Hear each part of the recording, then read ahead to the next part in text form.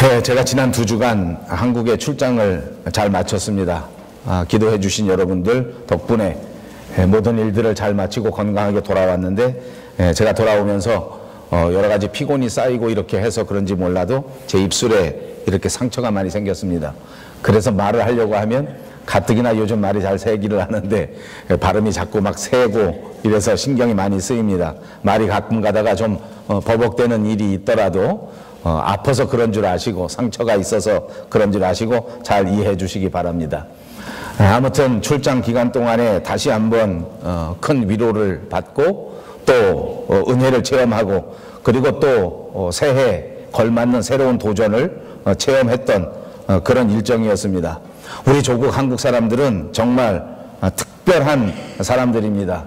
분위기에 민감하고 또 유행에 아주 민감합니다. 좀 심하게 말하면 민감의 정도가 심해져서 분위기에 휩쓸리고 분위기에 빠지고 유행에 따라서 조금 휩쓸리는 그런 경향마저 많이 있는 것 같습니다. 사람들만 그런 것이 아니라 한국의 교회도 그렇습니다. 유행에 따라서 민감하게 움직이고 좋은 점도 있지만 나쁜 점은 또 흔들거리고 또 너무 민감한 나머지 너무 경쟁이 심하지 않은가, 이런 생각을 갖게 됩니다. 여러 사람을 만나는 일정을 소화하면서 또 느낌을 받게 됩니다. 사람을 만날 때 사람과 사람 사이에 있어서 가장 중요한 것이 무엇인가? 저에게 있어서는 사람과 사람을 만나서 회의를 진행하고 여러 가지 의견을 교환할 때에 가장 중요한 것은 서로 간에 느끼는 마음의 감정이었습니다. 그것이 평안한 감정이 되었을 때에는 그 회의의 결과와 상관없이 아주 좋은 일정을 보냈다 하는 만족감을 가질 수 있는데, 이 회의가 어딘지 모르게 불편하고 또 이 회의가 어딘지 모르게 좀 마음속에 좀 여러 가지 후에 생겨지는 그런 여운을 남긴다고 하면, 너무 계산적인 그런 결과가 되었다고 하면 너무나 상대방의 마음을 상처를 받게 하고 어떻게 하든지 상대방을 흠집을 내서 나의 장점을 내세우려고 하는 그런 계산적인 그런 모임이 되었다고 하면 그게 조금 뒤에도 뒤끝이 좋지 않다 하는 느낌을 갖게 됩니다. 여러분들도 그러시지 않겠습니까? 사람과 사람 사이에 만났을 때에 서로 평안한 얼굴로 평안한 말을 주고받는다면 훨씬 더 기분 좋은 결과를 맞이할 수 있는데, 그런데 어떻게 상대방을 흠집을 내고 어떻게 말을 통해서 상대방을 좀 갈구고 또 그렇게 정말 가시돋친 그런 의미를 가지고 말을 하는 것이 너무 많지 않은가 한번 생각해 봅니다. 여러분, 지금 이 순간에 여러분 얼굴 속에 제일 평안한 느낌으로 제일 평화스러운 얼굴 한번 만들어 보십시오. 어디 한번 만들어 보세요. 제가 좀 보게. 제일 편안하게 그런 얼굴 한번 만들어 보세요. 말을 하거나 말거나 상관하지 않는 거예요. 내 마음대로 해라. 나는 마음이 평안하지 않은데 어떻게 얼굴을 만들겠느냐. 미안합니다. 여러분, 우리 사람이 가장 편안하게 얼굴을 만들면 자연스럽게 웃는 얼굴, 미소가 있는 얼굴이 된다고 합니다. 사람이 웃으려고 하면 우리 얼굴 속에 있는 근육 가운데에서 14가지 정도의 근육이 움직이는 것이랍니다. 그런데 만약에 사람이 이렇게 웃는 얼굴을 하지 않고 여러분들처럼 인상을 팍 쓰고 있으려고 하면, 그러면 여러분 얼굴 속에 근육을 72개를 써야 된다고 합니다. 그러니까 14개만 쓰면 편안한 얼굴, 웃는 얼굴을 할 수 있는데, 인상을 팍 쓰고 얼굴을 찡그리고 무서운 얼굴, 점잖은 얼굴, 뭔가 좀 이렇게 삐딱한 얼굴을 만들려고 하면 여러분 근육을 최소한도 72개를 써야 된다. 그래서 어떤 분이 말할 때 옆에 사람을 보고 인사할 때에 얼굴을 72개 쓰고 있는 사람은 무척 힘들 거니까 인사할 때 수고 많으십니다 라고 인사하시고, 별로 근육을 많이 쓰고 있지 않고 편안하게 웃는 얼굴을 하고 있는 분에게는 그냥 인사할 때 안녕하세요 라고 인사하면 된답니다. 우리도 한번 해볼까요? 옆에 사람들과 인사합니다. 안녕하십니까? 아바지. 오늘부터 우리는 데살로니가 전서를 강해하기 시작합니다. 오늘 강해하는 첫 번째 본문은 사도 바울과 실로아노와 그리고 디모데의 이름으로 데살로니가에 있는 교회의 성도들에게 보내진 편지의 머릿말 부분입니다. 실루아노라고 하는 이름은 신라라는 사람의 라틴어 이름입니다. 그리고 실로아노와 또 디모데는 이 편지를 공동으로 발신한 공동 발신입니다. 그럼에도 불구하고 그들은 이 성경책을 쓴 공동 필자는 아닙니다. 이 편지는 사도 바울이 혼자 쓴 편지입니다. 그런데 이 편지를 세 사람이 공동으로 발신했다는 말입니다. 이 데살로니가라고 하는 도시는 로마 제국의 속령이었습니다. 마케도니아라고 하는 주의 수도였고, 마케도니아에 있어서 가장 중요한 도시, 그리고 항구 도시였습니다. 북쪽으로는 마케도니아 지방에 있는 빌립보, 그리고 데살로니가, 이런 유명한 도시가 있었고, 남쪽 아가야 지방에는 아테네라고 하는 도시, 그리고 고린도라고 하는 도시가 있었습니다. 이 마케도니아와 그리고 아가야 지방을 합치면 대충 오늘날의 그리스 나라의 그 주변에 있는 지역들을 말하고 있는 것입니다. 우리가 잘 아는 고대 지중해 그 바다를 중심으로 해서 남쪽은 아프리카 지방입니다. 그리고 동쪽은 아시아 지방. 말씀드린 것처럼 데살로니가 교회는 유명한 항구 도시였고, 또 그때 당시에 대단히 큰 대도시 가운데 하나였습니다. 여기서 바울은 때를 얻든지 못 얻든지 하나님의 말씀을 전해야 한다는 위대한 사명감을 갖고 전도하기 시작합니다. 여기서 사도 바울이 전도할 때에 많은 사람들이 이 말씀을 듣고 회심하고 예수를 믿게 되는 역사가 있었습니다. 정말 놀라운 일입니다. 사실은 이곳에 사도 바울이 약 3주 정도밖에 머물지 않습니다. 한 달도 되지 않는 짧은 기간 동안에 이곳에 머물면서 거기서 복음을 전하기 시작하는데, 사람이 감당할 수 없는 엄청난 결과가 생기게 됐다는 말입니다. 많은 사람들이 회심하고 예수를 믿습니다. 말씀을 듣는 사람들이 기다렸다는 듯이 그렇게 모든 삶을 변화시켜서 하나님의 사람이 된 것입니다. 그러나 여러분, 그런 결과만 있었던 것은 아닙니다. 그때 당시에 유대인들은 또다시 많은 사람들이 회심하여 예수를 믿는 것이 불안하고 두려웠기 때문에 그들을 시기하고 질투하기 시작합니다. 뿐만 아니라 이제 그들을 가하여 큰 핍박을 하게 되는 것입니다. 나중에는 이것이 큰 전쟁을 불사하게 되는 이런 역사가 일어나게 된 것입니다. 오늘날 많은 신학자들이 이 대목에 대하여 설명할 때에 기독교가 데살로니가에 들어온 그날부터 드디어 기독교는 세계의 종교가 된 놀라운 첫날이 된 것이다, 이렇게 말하는 사람이 많습니다. 그러니까 사도 바울이 데살로니가에 가서 복음을 전하기 시작하고 이곳에 교회를 세웠다고 하는 것은 우리 기독교 역사상에도 정말 중요한 것이다, 그 말입니다. 예수를 알지 못하는 도시에 가서 복음이 전해지기 시작하고 사람이 감당할 수 없는 큰 열매가 맺어지게 되고, 그리고 그곳에 하나님의 교회가 우뚝 세워지면서 이것은 단순한 데살로니가 교회로 끝난 것이 아니라 이 교회가 추후에 큰 역사를 지나고 난 다음에 보니까 세계의 선교에 있어서 아주 중요한 역할을 하는 그런 교회가 됐다. 나도 모르는 사이에 하나님의 나라의 큰 역할을 감당하는 위대한 교회가 되었다 하는 것이 역사적 평가인 것입니다. 사도행전 17장 1절에서 10절에 보면 바울과 실라와 디모데가 함께 데살로니가에 도착했을 그때가 기록되어 있는데, 이때가 주후 약 53년경이라고 합니다. 그는 유대인 회당에서 약 3주 가까운 그런 시기에 복음을 전하고 또 그 복음을 전했습니다.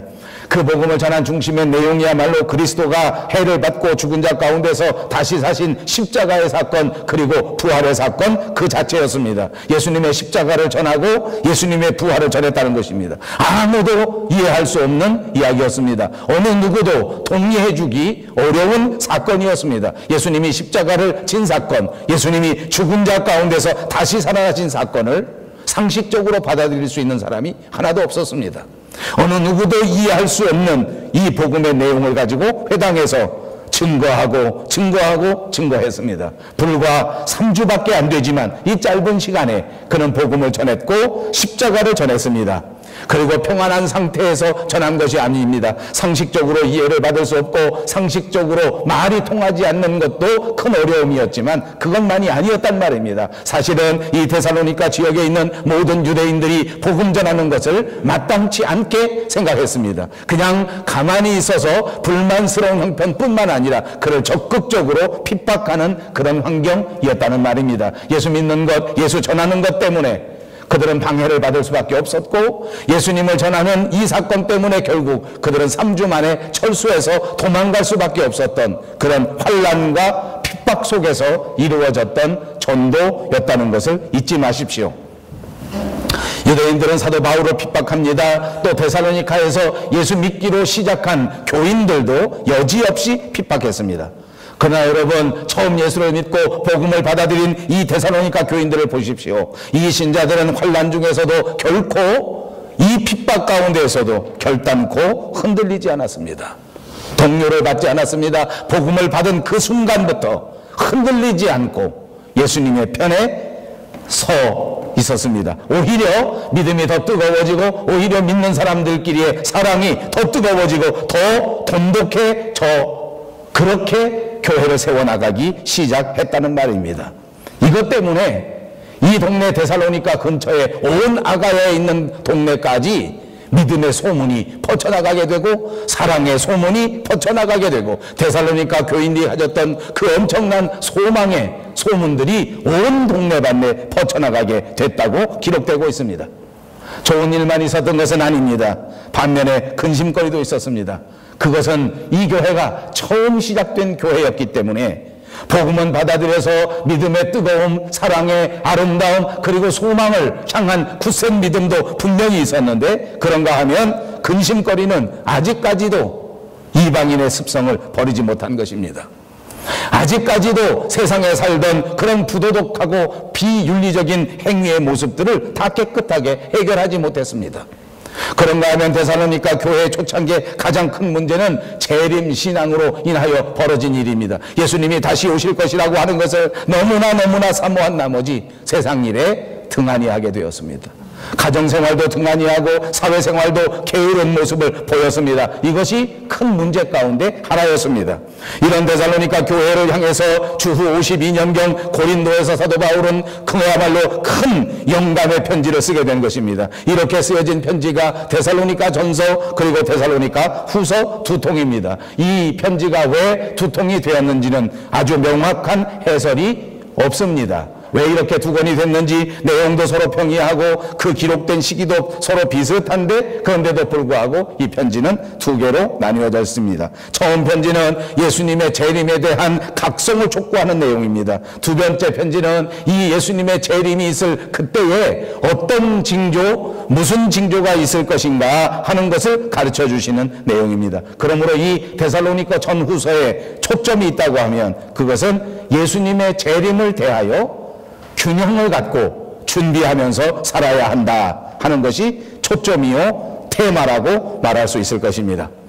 극단적인 재림신앙에 빠져서 세상 일은 대강 해버리고, 그리고 가정생활도 등한히 하고 사회생활도 등한히 하는 것은 결단코 옳지 않다는 것을 말하는 것입니다. 그런가 하면 재림신앙에 대하여는 아무런 개념이 없이 세상에 빠져 살면서, 세상에 매여 살면서 세상 속에 살아있어서도 안 된다는 것입니다. 그러므로 이제 우리가 강해를 시작하는 데살로니가 이 전서 그리고 이 후서는 재림에 관한 책입니다. 재림과 우리의 신앙생활이다 하는 큰 주제를 생각하시면 되겠습니다. 이제 우리가 같이 읽은 본문 3절을 다시 보십시오. 너희 믿음의 역사와 사랑의 수고와 우리 주 예수 그리스도에 대한 소망의 인내를 우리 하나님 아버지 앞에서 끊임없이 기억한다. 이 교회는 믿음과 사랑과 소망이 겸비된 교회였습니다. 교회는 이 믿음과 사랑과 소망이 가장 중요하고, 그리고 이 가장 중요한 세 가지 요소가 잘 밸런스를 맞추어야 하는 것도 중요합니다. 그러니까 이 믿음과 사랑과 소망이 잘 밸런스를 맞출 때에 이 교회는 모범적인 교회가 되고, 이 교회는 마케도니아와 아가야에 있는 모든 믿는 자의 본이 되는 교회가 될 수 있었던 것입니다. 1장 7절에 보십시오. 그러므로 너희가 마케도니아와 아가야에 있는 모든 믿는 자의 본이 되었다. 사랑하는 여러분, 이제 2016년 새해를 힘차게 시작한 저와 여러분, 그리고 우리 밴쿠버 영성교회가 이 데살로니가 교회처럼 모든 교회, 본이 되는 교회, 모든 사람들에게 본이 되는 그리스도인들이 다 되시기를 주님의 이름으로 축복합니다. 우리의 마음을 다시 한번 새롭게 하셔서 우리의 믿음과 우리의 사랑과 우리의 소망이 아름답게 밸런스를 맞추어 모든 자들에게 본이 되는 교회 되어서 하나님 앞에 영광 돌리고 많은 사람들에게 칭찬받을 수 있는 저와 여러분들이 꼭 되시기를 바랍니다. 우리가 믿음 생활하는 것도 결코 쉬운 일이 아닌데, 이 험한 세상 속에서 그리스도인으로 살아간다고 하는 것도 결코 간단치 않은 것인데, 그런데 본이 된다고 하는 것은 더더욱 어렵고 힘든 일입니다. 오늘 우리 스스로의 모습을 한번 살펴보십시오. 과연 내가 다른 사람들에게 본이 될 수 있는가? 과연 내가 다른 사람들의 본이 되는 그리스도인인가? 우리 교회의 모습을 한번 살펴보십시다. 과연 우리 교회가 모든 교회들에게 본이 될 수 있는 교회가 될 수 있겠는가? 저는 이번 한국 출장을 통해서 여러 교회들을 만나게 되었습니다. 특별히 1월 연초이기 때문에 만나는 사역자들마다, 만나는 교역자들마다 새로운 교회의 모습, 새로운 교회의 비전, 새로운 교회의 희망을 이야기할 수 있는 기회가 참 많았습니다. 한국 교회는 정말 교회마다 특징과 특색이 많습니다. 교회가 크고 교회에 여러 가지 자원들이 많이 있다고 하는 점을 감안한다고 할지라도 정말 열심을 내면서 많은 특징을 가진 교회가 되고 있는 것을 보았습니다. 한편으로는 몹시 부럽습니다. 그리고 또 한편으로 보면 과연 이것이 정말 본이 되는 모습인가?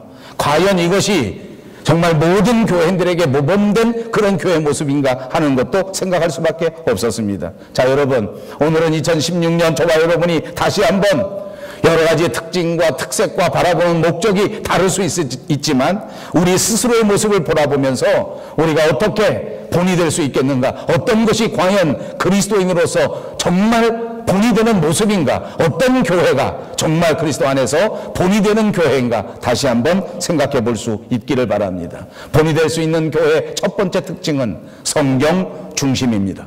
뭐니 해도 말씀을 중심으로 하는 교회, 그것이 본이 되는 교회라 그 말입니다. 데살로니가 교회는 성령의 기쁨으로 말씀을 받은 교회입니다. 하나님의 말씀을 받을 때에 성령의 기쁨으로 받았다는 말입니다. 하나님의 말씀을 들을 때에 성령의 인도하심을 받았다는 말입니다. 하나님의 말씀을 생각할 때에 성령의 충만함을 받은 교회였다는 말입니다. 이 말을 성경 중심의 교회라고 표현한 것입니다. 저는 여러분과 제가 성경 중심의 그리스도인, 성경 중심의 교회가 꼭 되시기를 주님의 이름으로 축복합니다.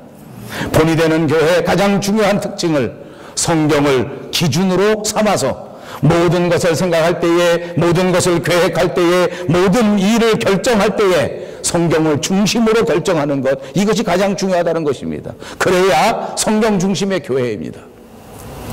오늘날 너무나 많은 교회들이 사람 중심으로 흘러가고 있습니다. 이벤트를 중심으로 합니다. 모든 프로그램을 중심으로 합니다. 신앙생활도 모두가 다 그렇게 생각하는 것 같습니다. 세상적인 기준입니다. 교회 다니면서 어떻게 하든지 유명해질 수 있는 방법을 찾습니다. 교회 다니면서 어떻게 하든지 다른 사람보다 더 잘난 것을 내세우고 싶어 하는 것이 중심이 되고 있습니다. 교회 다니면서 어떻게 하든지 더 좋은 오락거리가 없는가 하는 것을 찾아봅니다. 나 혼자 놀기 심심하니까 교회 가서 놀자는 것입니다. 나 혼자 운동하는 것보다 교회에서 다 같이 운동하면 경비도 싸게 들고 기분도 좋아지니까 그렇게 하자는 것입니다. 교회가 문화센터가 아닙니다. 교회가 교육센터가 아닙니다. 교회가 운동센터도 아닙니다. 교회는 오로지 모든 행동과 모든 삶을 결정짓는 하나님의 말씀을 생각하고 묵상하고 받아들이는 곳이라고 하는 사실을 잊지 마시기 바랍니다. 이제 2016년에는 저와 여러분이 더더욱 말씀 중심의, 성경 중심의 그리스도인이 되어 하나님의 말씀대로 움직일 수 있는 은혜가 넘쳐나시기를 바랍니다. 두 번째로는 본이 되는 교회가 되려고 하면 성령의 인도하심을 받는 교회입니다. 그렇습니다. 교회는 성령의 인도하심을 받는 곳입니다. 사람을 따라가는 것이 아닙니다. 유행을 따라가는 것이 아닙니다. 어느 한 교회가 크게 되는 비결이 이런 것이라고 해서 그것을, 그 프로그램을 따라가는 것도 아닙니다. 우리는 교회 부흥의 역사를 기대합니다. 오늘 우리는 교회 부흥을 위해서 기도합니다. 그러나 여러분, 진정한 교회 부흥이 무엇입니까?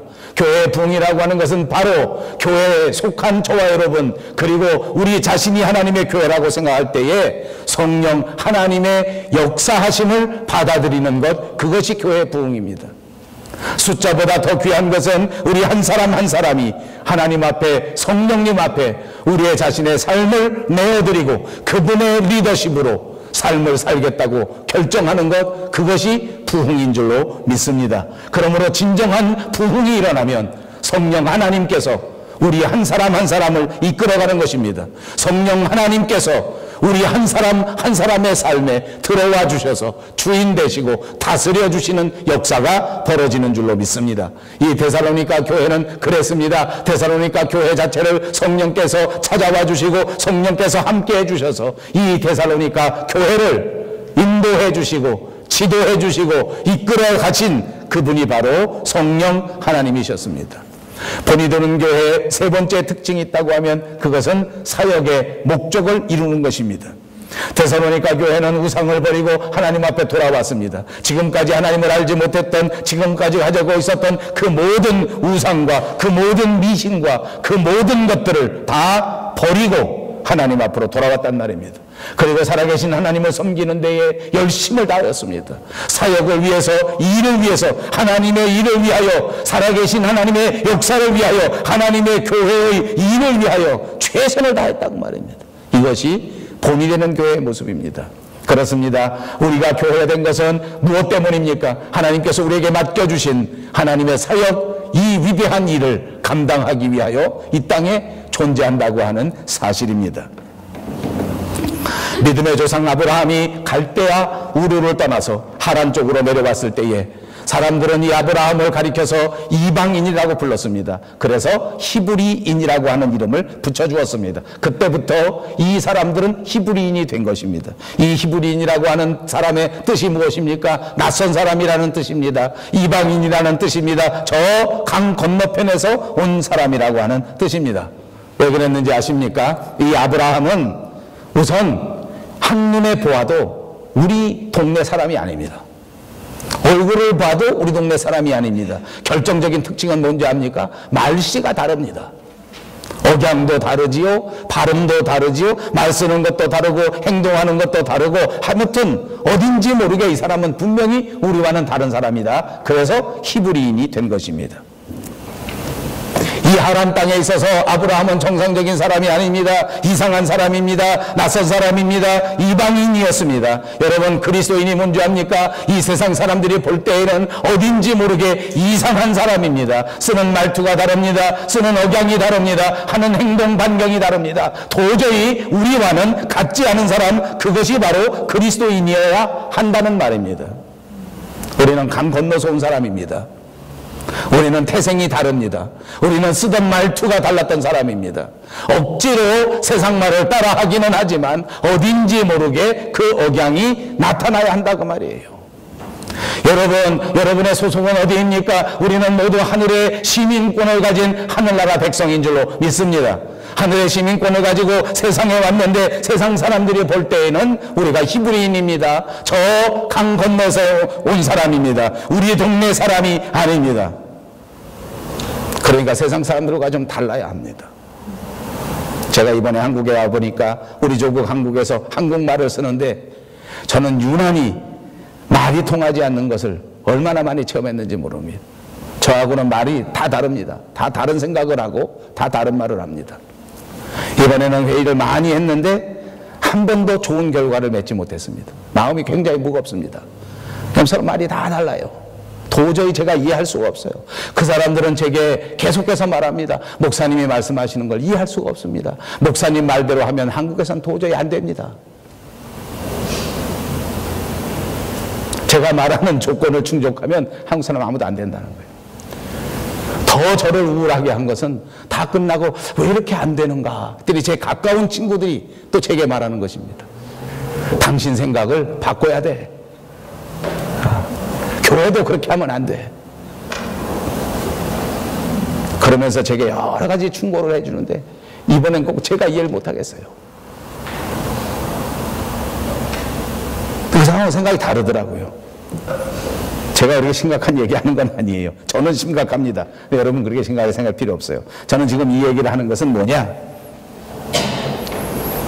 이 세상에서는 여러분들이 이방인이어야 하는데 이방인이 아니니까 좀 깊이 생각해서 반성하시라 그 말입니다. 왜 시민권이 다른데 이방에서 온 사람이 세상에 똑같이 사는가? 그리고 또 한 가지는 때로는 여러분이 그리스도인으로 살아갈 때 세상에서 이방인 취급받으면 그러려니 하라는 위로의 말씀입니다. 아브라함도 그랬습니다. 많은 신앙의 위대한 조상들이 다 그랬습니다. 사람들과 말씨가 다릅니다. 억양이 다릅니다. 태도가 다릅니다. 당연히 사람들이 이해하기 어렵습니다. 왜냐하면 우리의 시민권이 하늘에 있기 때문입니다. 도대체 하늘의 시민권을 가진 우리를 왜 이 세상에 살게 하셨을까? 왜 여기에다 그냥 놔두셨을까? 왜 하늘의 시민권을 가졌으니 하늘에 살면 되는데 여기 왜 왔을까? 여러분들은 도대체 왜 이 세상에 살고 있는 것입니까? 이미 은혜 받고 하나님의 사람이 되고 하나님을 사모하고 하나님의 나라에 가고 싶은 소망이 우리 마음속에 다 있는데 그럼에도 불구하고 하나님께서 이 세상에 살게 하신 이유와 까닭이 궁금하지 않습니까? 이것이 우리가 이 세상에 존재하는 이유입니다. 이것이 오늘 저와 여러분과 교회가 이 땅에 존재하는 이유입니다. 그 존재의 이유의 첫 번째는 우리가 하나님을 경배하기 위해서 존재하는 것입니다. 요한복음 4장 24절에는 이렇게 말씀합니다. 하나님은 영이시니 예배하는 자가 영과 진리로 예배할지니라. 하나님이 기뻐하시는 방식으로 하나님을 예배하고 하나님을 경배하기 위해서 우리를 이 땅에 두셨다는 것입니다. 개인적으로 하나님 앞에 완전한 헌신과 개인적으로 우리의 내적인 변화가 하나님을 기쁘시게 하는 방법이라고 하는 것을 가르쳐 주시지 않았습니까? 그러니까 세상 사람들과는 당연히 달라야 합니다. 세상과는 분리되어야 합니다. 그래야 하나님께서 기뻐하시는 존재의 목적을 이룰 수 있는 것입니다.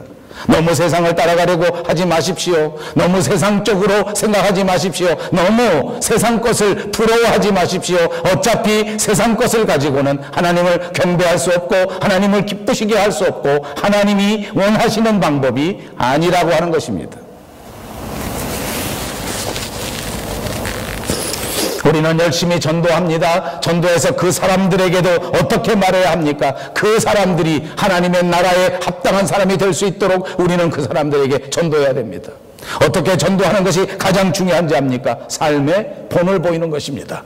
우리가 변화된 삶을 보여주고 우리가 새로운 삶을 보여주고 우리가 완전히 그리스도인다운 삶을 보여줄 때에 그게 진짜 전도가 되는 것 아닙니까? 사랑하는 성도 여러분, 하나님을 바르게 경배하려고 하면 또 두 가지가 필요합니다. 말씀이 우리에게 가르쳐 주신 그대로 영과 진리가 필요합니다. 영과 진리로 예배하라고 말씀하셨기 때문입니다. 영은 무엇입니까? 신령한 것을 말합니다. 성령의 충만하심을 말합니다. 성령의 다스리심을 따라 예배하고 성령의 인도하심을 따라 예배하라는 말씀 아닙니까? 그리고 진리는 바로 말씀을 말하는 것입니다. 말씀은 바로 성경을 말하는 것입니다. 말씀대로 완전히 순종하는 것, 그것이 경배요, 그것이 예배입니다. 이것이 모든 제사보다 낫고 모든 숫 양의 기름보다 낫다고 하나님이 말씀해 주셨습니다.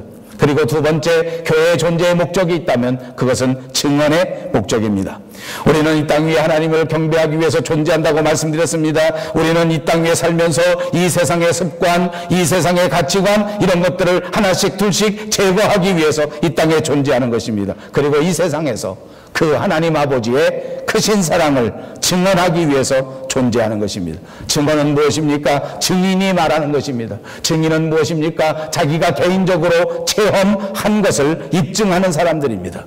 우리 주님은 모든 그리스도인들이 다 증인이 되어야 한다.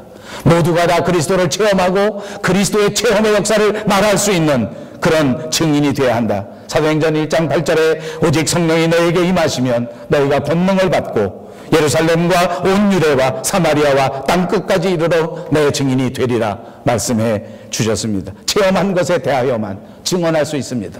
체험한 것에 대하여만 증인이 될 수 있습니다. 여러분은 과연 그리스도에 대하여 무엇을 알고 있습니까? 사랑하는 여러분은 과연 그리스도에 대하여 무엇을 보았습니까?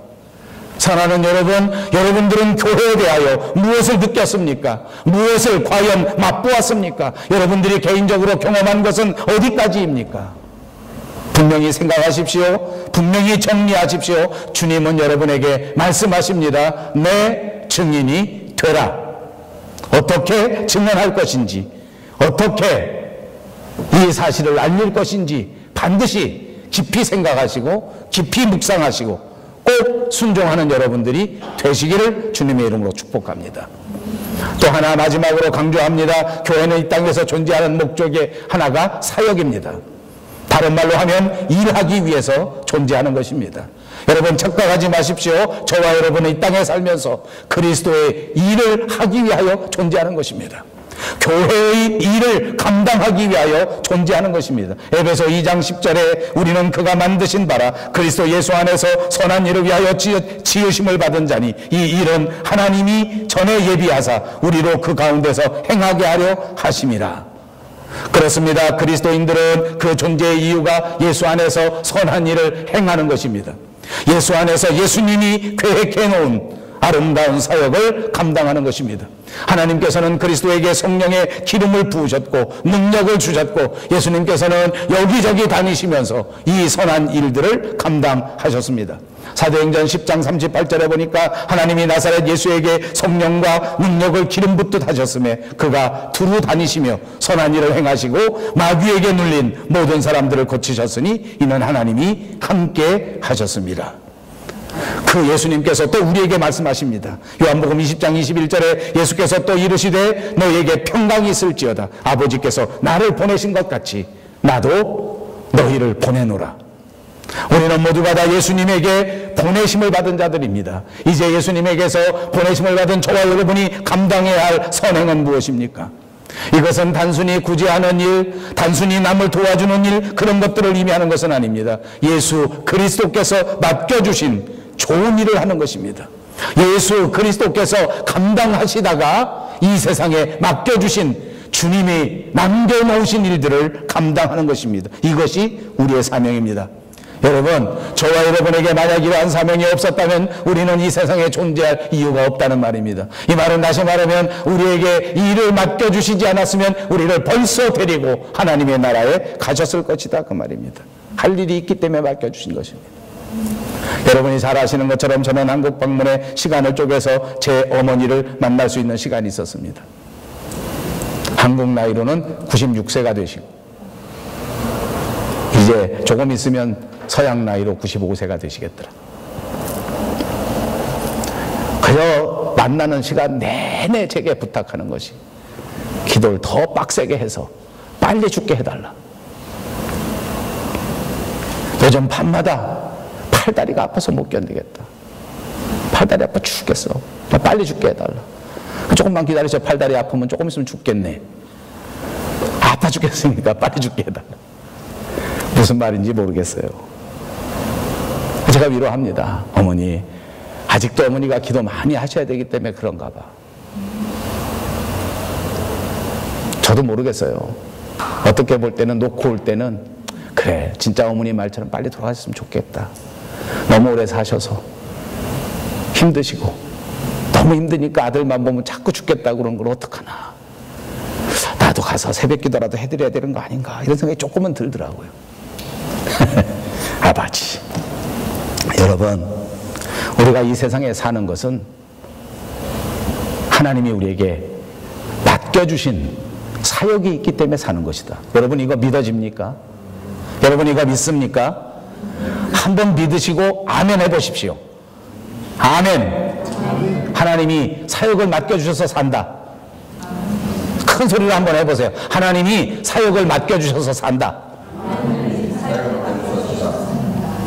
진짜 믿습니까? 2016년 이거 우리가 다 같이 마음에 새롭게 하고 살아봅시다. 잘 살려고 사는 거 아니요, 건강하게 살려고 사는 거 아니요, 자식 때문에 사는 거 아닙니다. 남편 때문에 사는 것도 아닙니다. 하나님이 맡겨주신 사역을 위하여 사는 것입니다. 그 사역이 기도하는 사역이면 더 기도에 매진하십시오. 그 사역이 봉사하는 일이면 더 봉사에 매진하십시오. 그 사역이 어떤 일인지 꼭 알아내셔서 2016년 저도 열심히 하고 여러분도 열심히 하는 아름다운 한 해가 꼭 되시기를 바랍니다. 예수님은 우리에게 이렇게 말씀하셨습니다. 내가 너에게 말하노니 불의의 재물로 친구로 사귀라. 그리하면 그 재물이 없어질 때에 그들이 너희를 영주할 처소로 영접하리라. 여러분, 아무리 세상에 큰 재물을 만지고 큰 부자가 된다고 할지라도 떠나갈 때 그 돈을 가지고 가는 사람은 아무도 없습니다. 한국의 부자 보십시오. 이건희 회장 돈이 없어서 이렇게 조용할까요? 한국에 가보니까 뉴스를 보니까 돈 많은 재벌들이 감옥에 갇히고 재판 갇히는 광경이 막 등장합니다. 난 그 내용이 뭔지도 모르겠어요. 매일 들어도 그게 그건 것 같아요. 그러면서 우리들끼리 하는 말이 세상에 돈이 많아도 재판을 받긴 받는가 보구나. 아무리 돈이 많으면 뭐랍니까? 법을 어기면 감옥에 갑니다. 아무리 돈을 많이 가지고 있으면 뭐합니까? 죽을 때 가지고 가지 않습니다. 여러분, 너희를 위하여 보물을 땅에 쌓아두지 말라. 거기는 좀과 동록이 행하여 도둑이 구멍을 뚫고 도적질한다. 오직 너희를 위하여 보물을 하늘에 쌓아두라.